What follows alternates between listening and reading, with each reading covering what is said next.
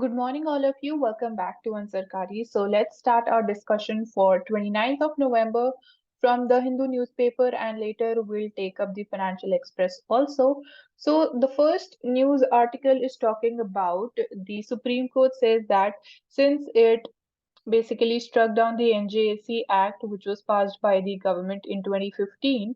So now government is trying to take a revenge in a way by delaying the appointments on the basis of the recommendations of the Supreme Court. So this is what is the headline saying, and talking about, like, we have already discussed and talked about this topic in detail a number of times about the collegium system and the NGC, the timeline of it. Now another piece of article is saying that government has asked the Supreme Court to reconsider the names that it had suggested for the appointment of high court judges. Now what is the procedure is that once the government is sent back or asked the Supreme Court to reconsider those names, and if the Supreme Court recommends the same names again, now the government has no other option instead of just appointing those recommended persons to the respective post. So that is what the procedure is as of now. And another news is about that there has been protest in the state of Kerala over this port, which is the Vizinjam port, and the project is about establishing an international seaport there. So the fishermen, the fisher class, they are protesting against this project. And so, how can we ensure that the development and growth they go hand in hand without hampering the environment and disturbing the ecological balance? Then you see that 125 feet bronze and steel statue of Dr. B.R. Ambedkar is coming up in Hyderabad near the Hussain Sagar Lake. So you can find out more about Hussain Sagar Lake, its geography, and if it enjoys any protection status or not. Then talking about the radio telescope, so this becomes important from the perspective of science, and the name of the telescope is Saras 3. So it is a radio telescope which is designed and built at the Raman Research Institute. So it has provided us with the clues to the nature of the universe's first stars and galaxies. So it is located, or it is placed at the Dundee Ganhali Lake and Shravarti backwaters.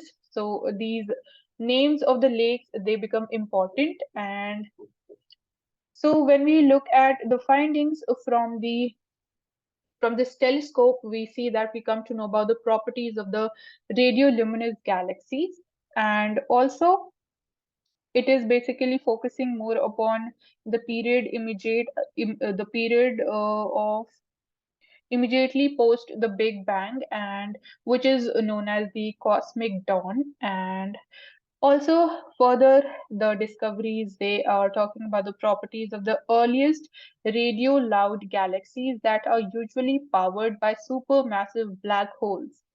Now, it also says that less than 3% of the gaseous matter within early galaxies was converted into stars, and also the earliest galaxies that were bright in radio emission were also strong in X-ray emissions.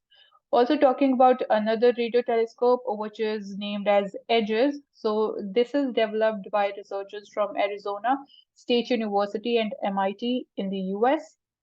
So even this name can directly come that Saras 3 is concerned, or it is, what is Saras 3? So you must be aware that it is a radio telescope. And again, you can be asked about the country also. So Edge's radio is about, or it has been developed by US.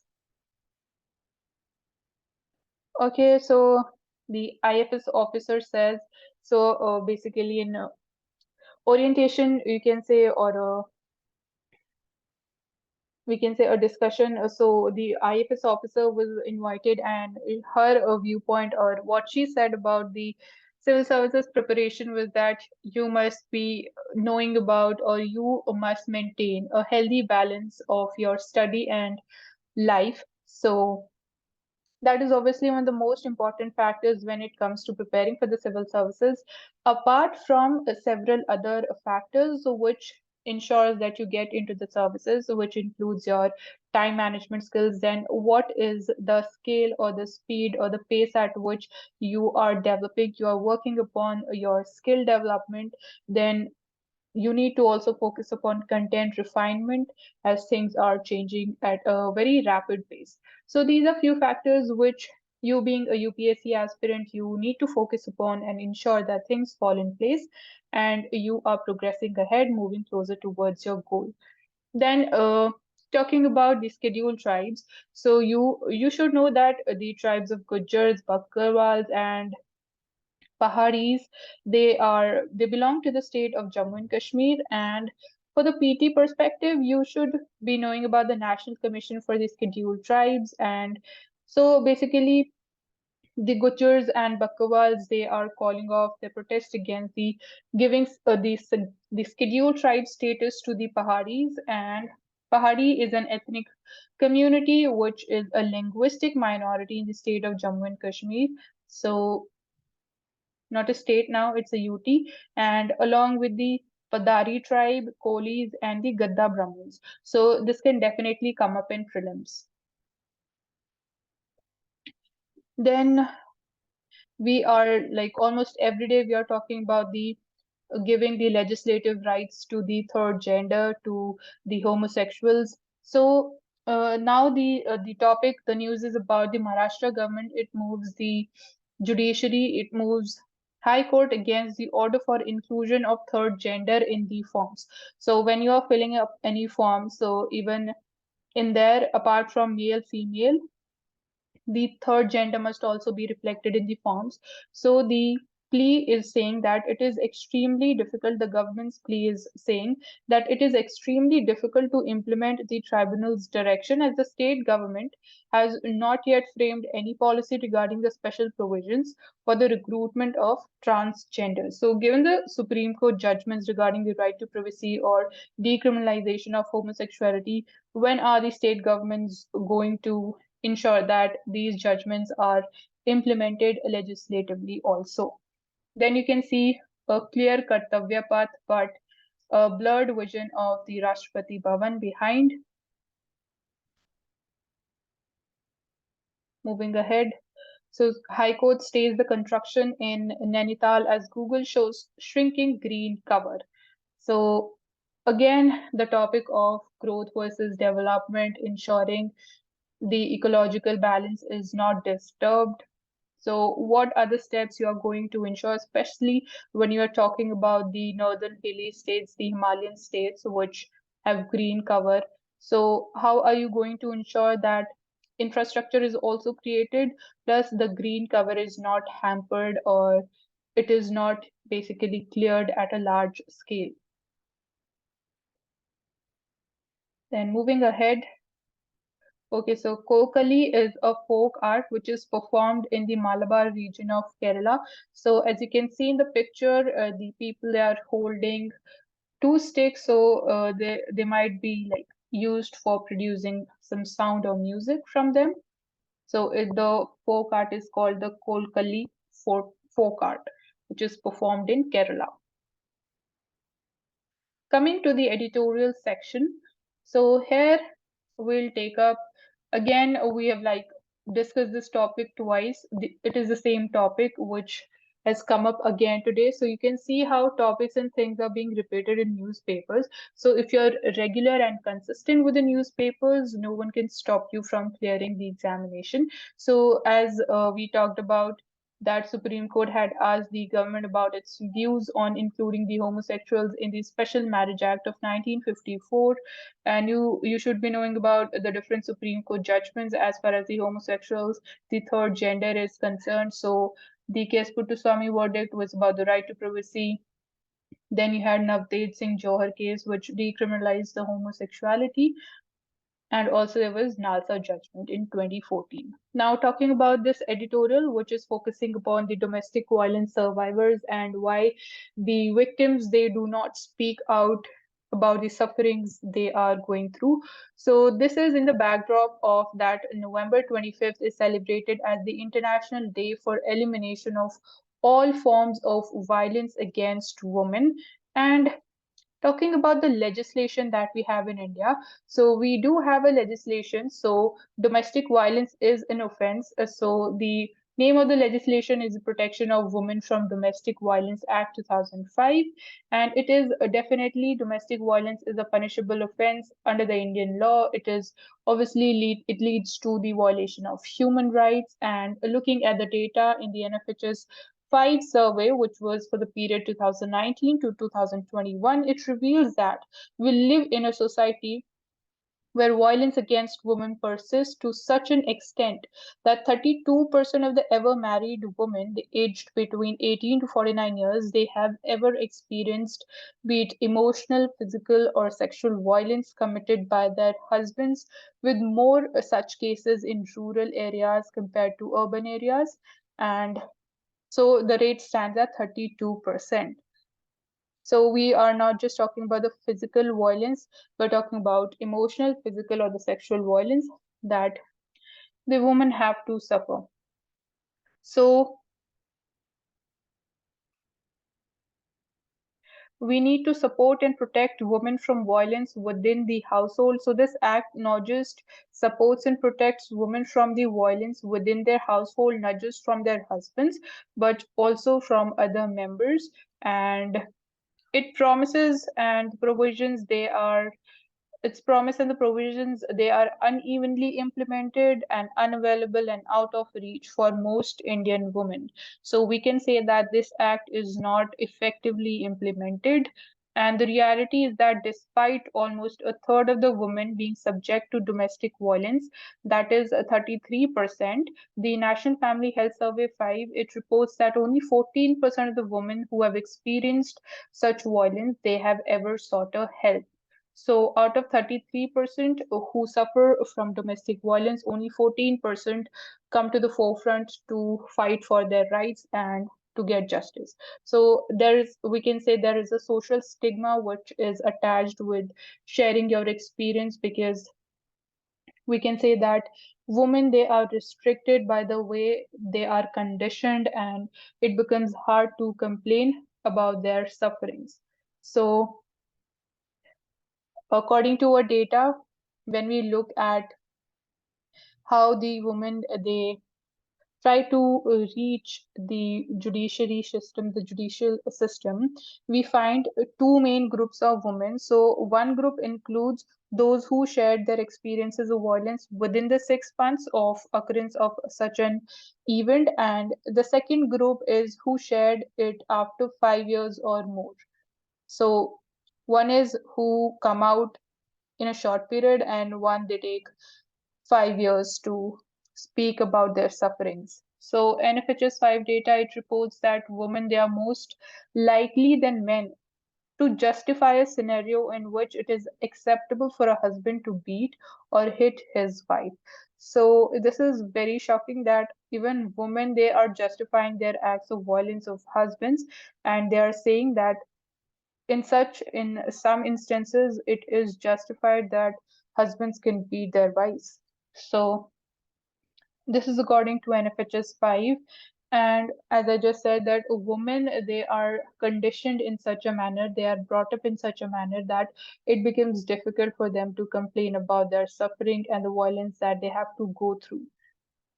So with a few safe houses across India, the simple reality is that many women, they have nowhere else to go, and the access to legal justice through the courts was a material possibility only for women who are independently, who are financially independent and they have connections, or those who are supported by some NGO organizations. So only those women basically who are either independent or who have some social support speak about their sufferings. So coming at the role of the police, which is very, very important in such cases, is that women who reported the experiences of violence to the police, even they found that police they were cynical about the outcome. So the women, despite filing complaints, they are cynical about the outcome, and they feel that despite reporting their suffering, reporting or filing an FIR is not going to help them. So The police was also a part of the problem rather than a solution to the violence. And so we can say that there is such a social picture that police is also considered a part of the problem instead of being a solution and solving things out. So police were more likely to send women back to violent households to reconcile with the perpetrator instead of filing an official complaint or connecting women to protecting officers. So that's how the police is fulfilling its responsibility, that it sends back women without filing any complaint or taking any action against the perpetrator. And secondly, there are several states who are yet to implement the protection officers, and where they are in post, they are under resourced or they're under skilled and overworked. So that's how the reality is, that's how the ground situation is as of now when we talk about the role of police in tackling the cases of domestic violence and how things have been implemented at the ground level. So women, they know all too well that the state they serve the patriarchal and the heteronormative interest first. So we are living in a patriarchal society. So the interest of women is not the priority, and the state is failing women. So, talking about the domestic violence, it is a crime, and civil remedies do exist through protection orders. So, we need to manage the fallout of domestic violence that is still being subcontracted to survivors and the family. And this is the biggest crime itself, which is being committed against women today. So this was the entire thing which this article was talking about. Again, we have talked about the Loss and Damage Fund, COP27, climate change, climate finance. So in this article, I just found that we should know about what is the United Nations Framework Convention on Climate Change, that is UNFCCC, which came into force in 1992. And according to it, adaptation is a second pillar of the climate change regime, which is possible once we ensure that the greenhouse gases concentrations is achieved at us and they're stabilized at a level that prevents dangerous human induced interference with the climate system. So these are the 2 points which I found to be different from the earlier discussion that we had about the climate change. Moving ahead, so bank credit is growing, which is showing that the business activities are increasing. Talking about the lifestyle diseases, we are seeing that the patients in India, they are rising with uncontrolled high blood pressure. So we need to focus upon our lifestyle, on our eating habits, focus more upon exercising. So because of a high risk of blood pressure, definitely the risk for cardiovascular diseases also increases. Talking about the war, the civil war that is going on in Yemen, we see that the war is entering its eighth year and it has decimated the country's economy, pushing its population to the brink of famine. So, violation of human rights, so much of crime and deaths which are happening because of the civil war, and obviously Saudi Arabia is supporting Yemen. So Yemen has received aid from the Arab Monetary Fund.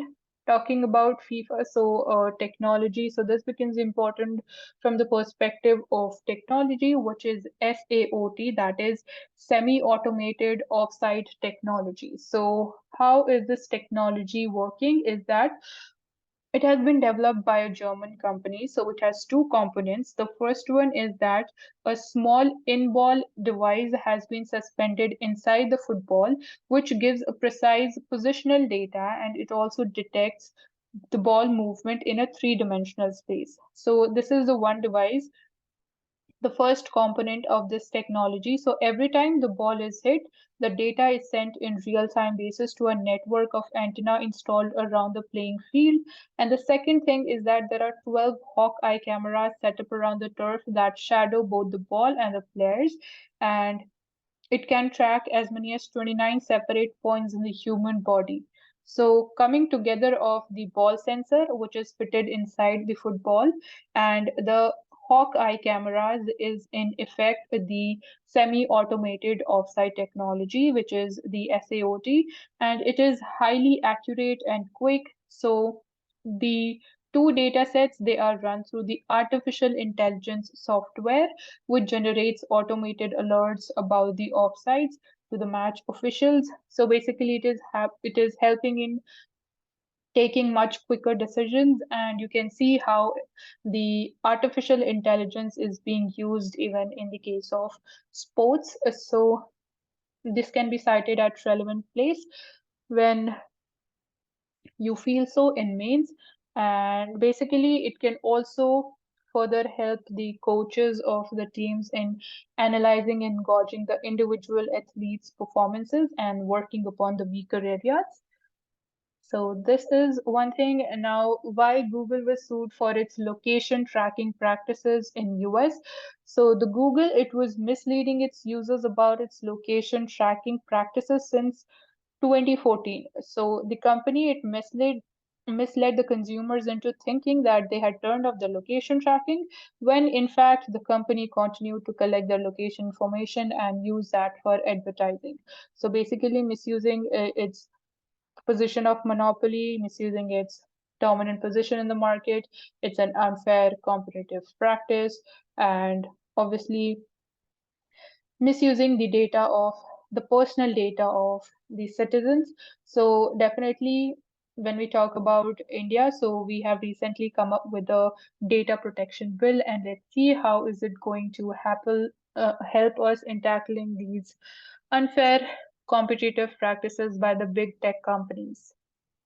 Then again, this article is talking about giving rights to the third gender, and we have had a lot of detailed discussion about this. So you can go through this article if you haven't watched our previous videos talking about the India-France relations. We are working upon strengthening our defense partnership, where we are now focusing upon Make in India component, and also the future collaborations and potential co-production opportunities that we see.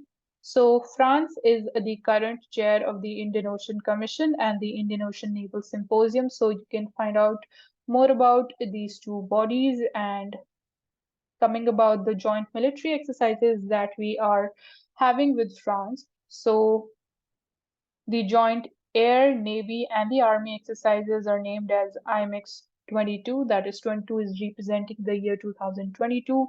Then for Navy, we have Varun, and for Air, the exercise is named as Garud.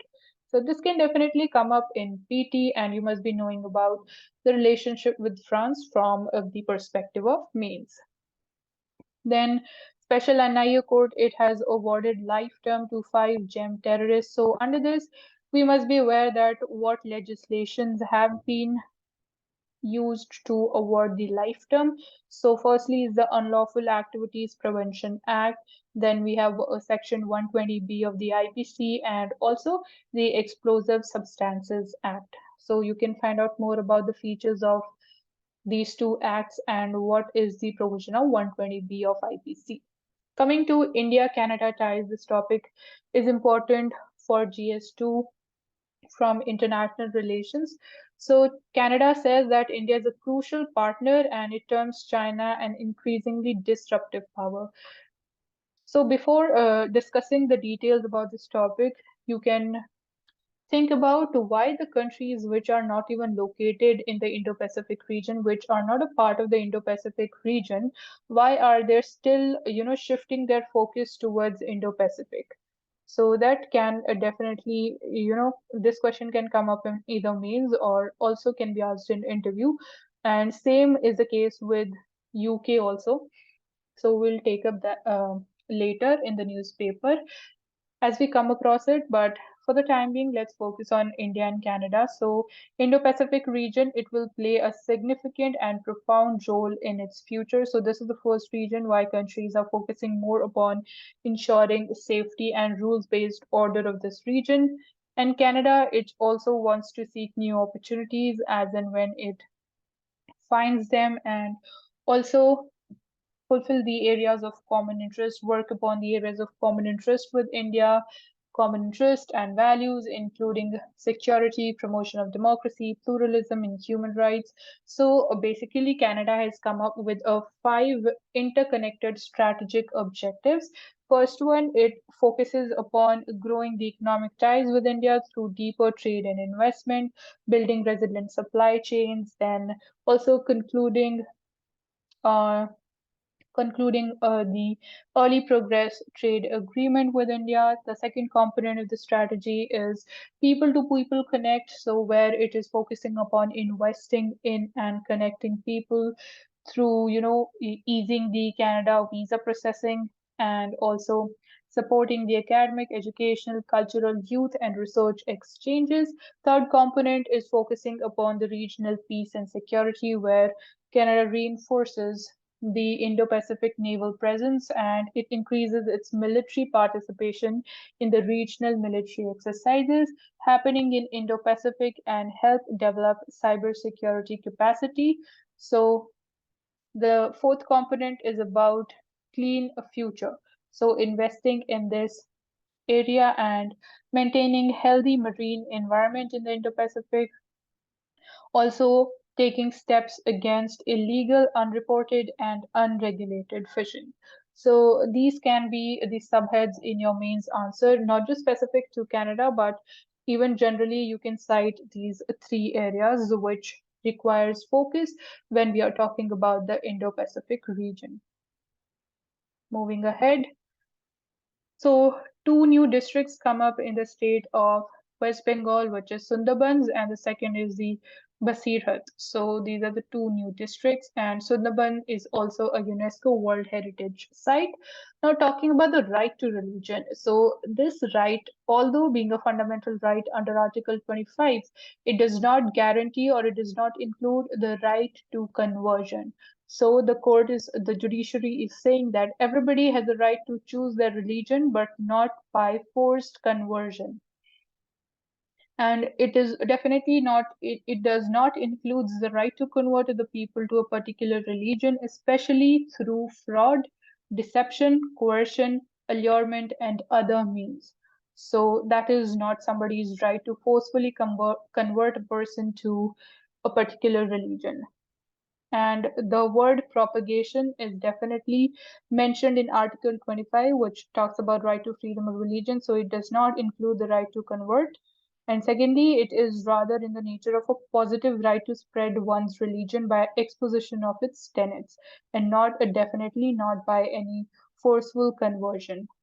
So it when when such forceful conversions are happening, it leads to impingement upon the right to freedom of conscience of an individual apart from hampering the public order. So these statements, they can come up in PT and you need to identify the correct one. Okay, so talking about preserving the cultural and the social practices of the indigenous tribal societies. So we are coming up with a plan which is to encourage the sociologists, anthropologists, and so researchers to research and document the practices of their own communities in order to preserve them. And for PT, you should know what is the National Commission for Scheduled Tribes, its composition, and its status, whether it is statutory, constitutional. So look for that. And so this plan of documenting the cultural practices of the tribal societies, it wants to replace firstly the colonial era body of work on this subject. Then it is definitely going to enable the government to understand the tribal societies, the identities, and their rights better. And also, our president launched a book compiling the unheard stories of the sacrifice and bravery with which the tribal communities and leaders they have resisted the British rulers. So this definitely becomes important for our examination. So if you come across this book, you can definitely go through it because you'll be finding a lot of useful information in that. And talking about the different culture and the practices which are there in the tribal society. So we can focus upon from the ways they treat the illnesses and the ways to make weapons, the ways of protecting their nature, which is used by the tribal societies. We can definitely find something useful for us. And that everything and all those practices should be recorded, and it becomes the way, also their way of passing along the knowledge through the community songs. So all these components are important when we are talking about the tribal society and the contribution that they can make in the contemporary world, given the challenges that we are facing. So a solution can definitely come up from the practices that they are, you know, practicing right now, and we need to include all these things in the Indian knowledge system that the national education policy is also now focusing upon. And all this will definitely play a positive and important role in making India a knowledge superpower. So the keyword is knowledge superpower. So this is a beautiful article. Then talking about the GM crops. So center must present the correct information on the GM mustard before the Supreme Court because it concerns with the life and livelihoods of the citizens of the country, and the country's production of the rapeseed mustard has increased by around 38% in past 10 years. And talking about the herbicide tolerant crop that has not even been tested as a herbicide tolerant crop. So basically, the article is saying that there must be transparency between government and the people, and also with the judiciary. So India does not have any specific regulatory protocols for the GM crops as of now, and conflict of interest continues along with the opaque functioning and hiding of biosafety data. So this is what the petitioner has to say regarding the GM crops when we are aiming to license them for the commercial usage. Then Sriharikota gets India's first private space launch pad, which is developed by Angikul, which is Chennai headquartered space tech startup. So we are seeing the entry of private sector into the space industry, and it has been developed at Sriharikota.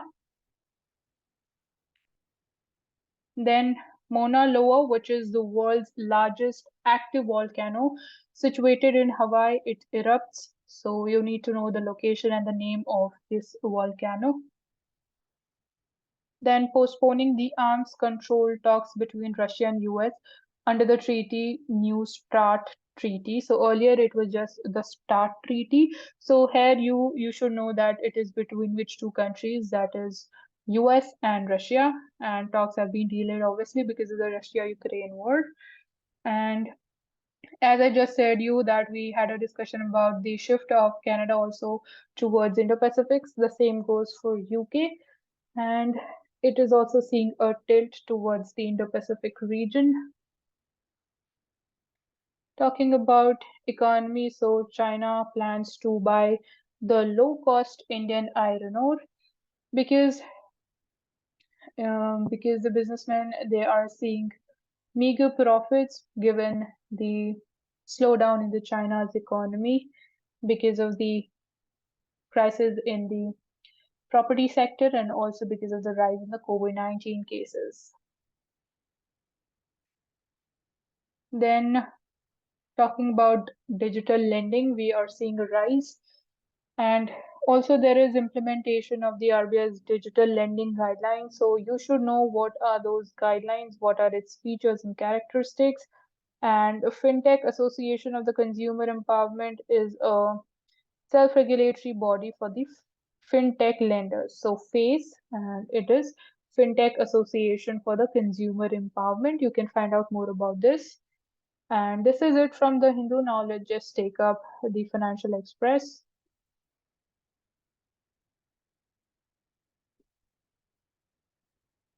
Okay, so the explainer section is talking about the employment data, and we have discussed this thing twice.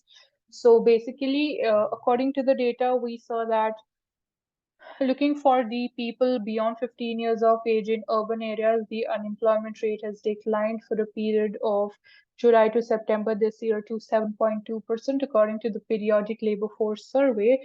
But the other indicators, they are showing a mixed picture. So let's just have a look at how things are unfolding as far as job creation is concerned. So why do we need employment data? So there are basically different factors. So you must be knowing about certain uncommon factors which most of the people don't know, apart from, the basics one, like what is the employment rate, what is the unemployment rate, what is the worker population ratio, what is the labor force participation rate. So the another factors includes the employment intensity of growth. Another one is the elasticity of employment vis-a-vis the output.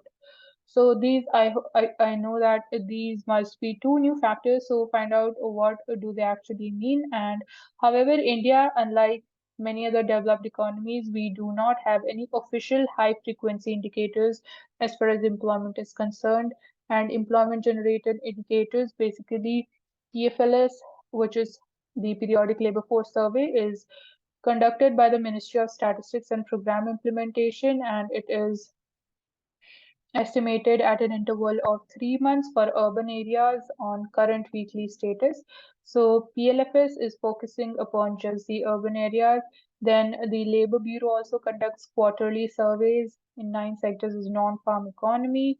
Then the Center for Monitoring Indian Economy's unemployment rate is also computed on monthly basis as well as daily basis with 30-day moving average, and it is done for both rural and urban areas. So the best one of all the indicators is the data which is provided by the Center for Monitoring Indian Economy, according to the Economist, because it is seen more up to dated and it is obviously on monthly basis. So the regularity on monthly basis, that becomes important. And the limitations of the other factors, especially talking about the PLFS and that provided by the Labor Bureau, they have the element of volatility and they have inadequate coverage. So even RBI refers to the CMI data. Then what does the current data is like? It is showing up when we are seeing that unemployment rate is on decline. So according to the PLFS, the unemployment rate is declining, but when we look at the data of the Center for Monitoring Indian Economy, it says that the unemployment rate has been rising and it stands at 7.77% in October from 6.43% in September. And however, the economy is recovering, but it has been patchy and not a sustained recovery, we can say. So the surveys, they don't capture the picture of the gig economy also. So gig economy is missing in this data. And as we know that the share and the size of gig economy has increased during the pandemic and after that also. So gig economy becomes important. Its inclusion must be ensured when we are calculating data regarding the employment or unemployment. Moving ahead, okay, coming to the editorial section. Again, this is very important. So this article is talking about we should, like, instead of focusing upon zero coal usage, we should shift our focus to clean coal, because this shift to zero coal cannot be sudden or it cannot be done on immediate basis. So obviously that would take time and it will evolve with time. So we need to focus more upon clean coal. So, voice for cleaner coal mining, transportation, and consumption, that must be raised and must be discussed at a larger scale. And we need to destigmatize the usage that is associated with coal. That if we are using more of coal, obviously it will lead to more greenhouse gas emissions. So we need to destigmatize this mentality and ensure that funds are flowing more into this sector to ensure efficient mining. So, talking about the India's coal sector, it suffers from three problems. First one is mines do not produce enough of coal. Second is our logistics are in a mess. And third is the coal mining, transportation, and usage is very polluting. So when we're talking about that mines do not produce enough coal, so that is because of the challenge of not having that modern technology to ensure efficient utilization of our resources, which makes the cost of mining of coal very high. The second challenge was talking about the logistics. So we are having our logistics policy and things are developing, obviously, but they will take time to show results on the ground level. And the third one was talking about coal mining, transportation, and usage in the polluting. So we'll see what steps can we take to tackle these three challenges.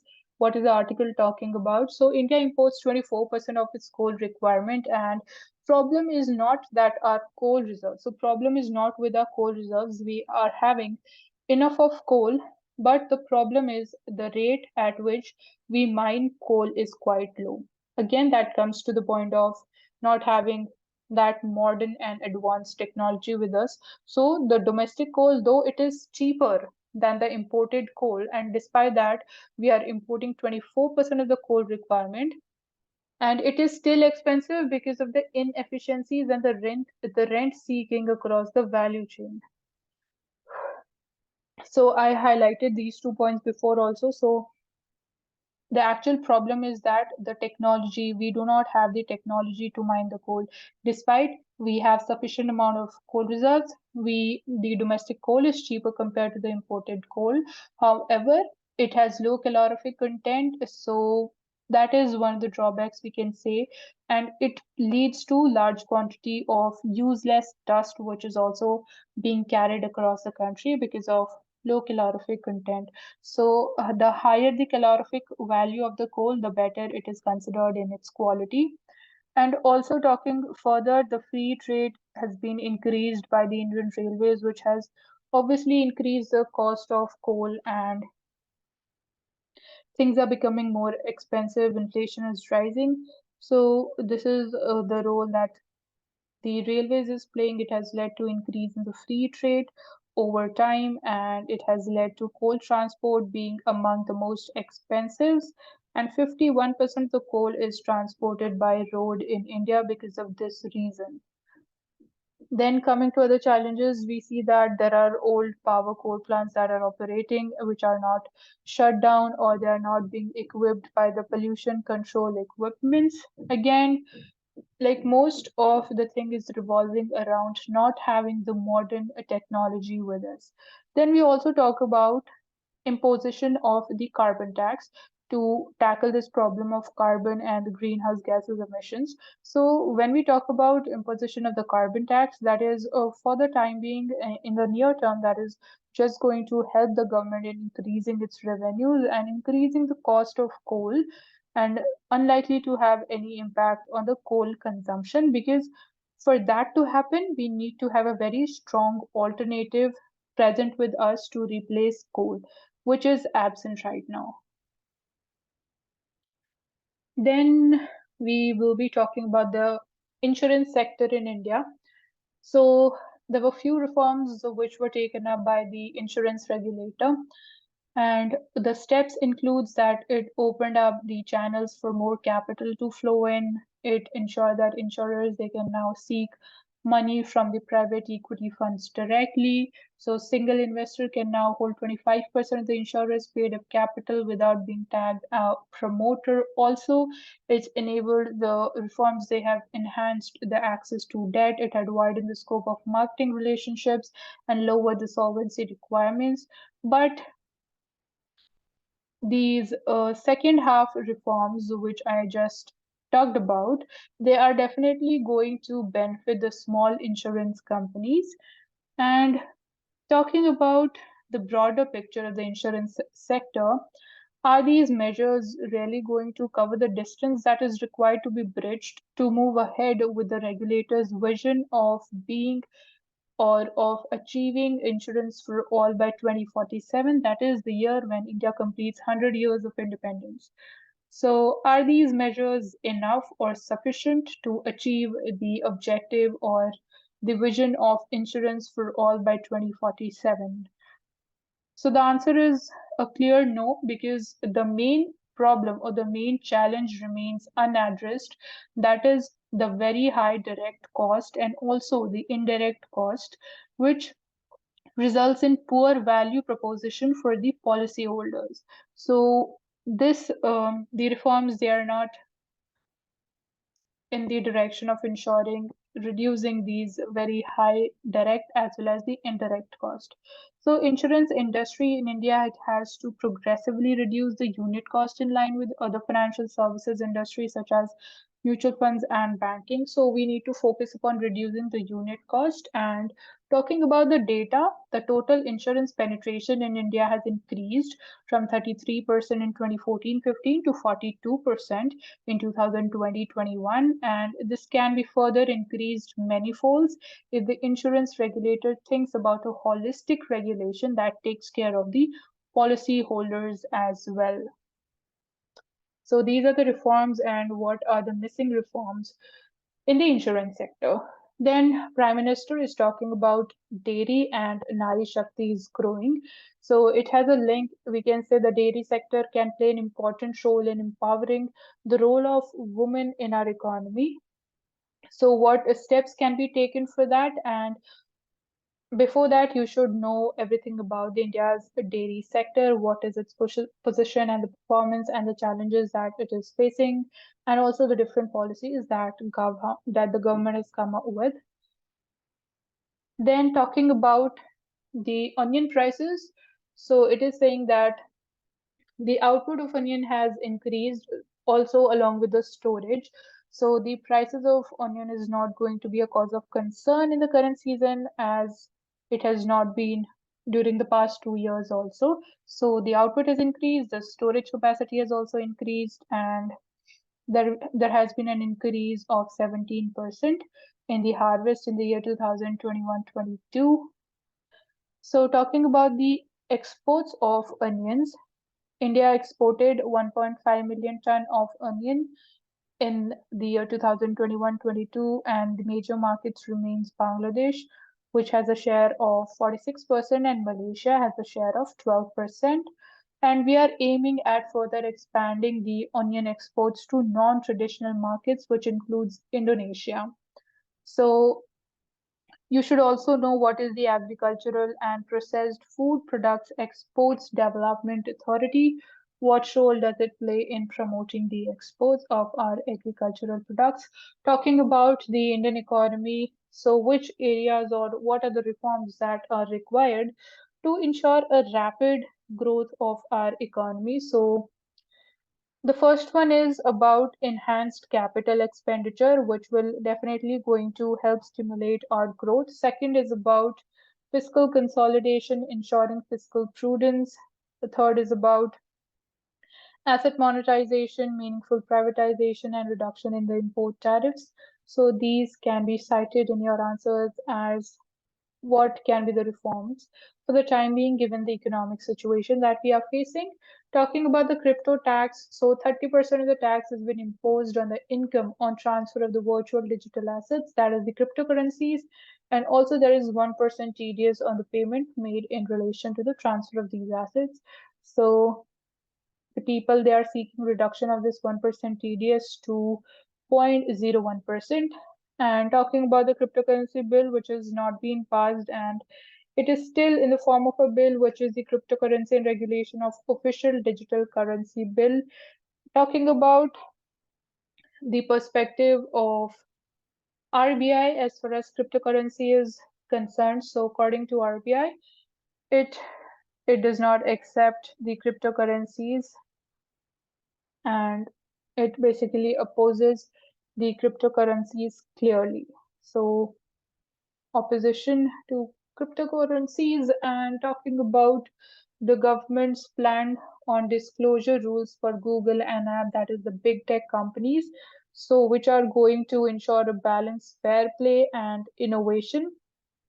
And the firms, they may also have to give valid and justifiable reasons for not onboarding the apps on their platforms also. So basically, we just saw a few days back that Google has been fined by the Competition Commission of India for the monopolistic business practices that it has followed, and also misuse of its dominant position in the market, leading to unfair competitive practices. And also talking about the capital markets, so Nifty is at record close. Basically, it is touching its all-time highs.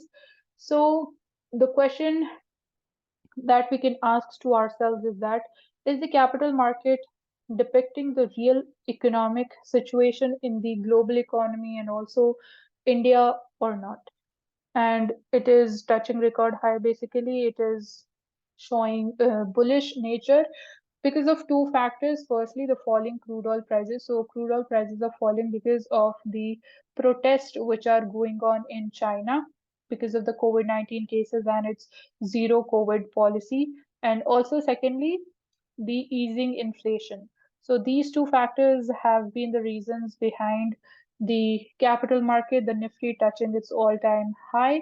And yeah, so according to me, we cannot say that it is showing the actual reality, the actual ground reality, and a correction is definitely pending in the stock market. So this is it for today. Thank you for joining Ansarkari, and do not forget to subscribe to the channel, hit the like button and share the video as much as possible. Thank you so much. See you tomorrow.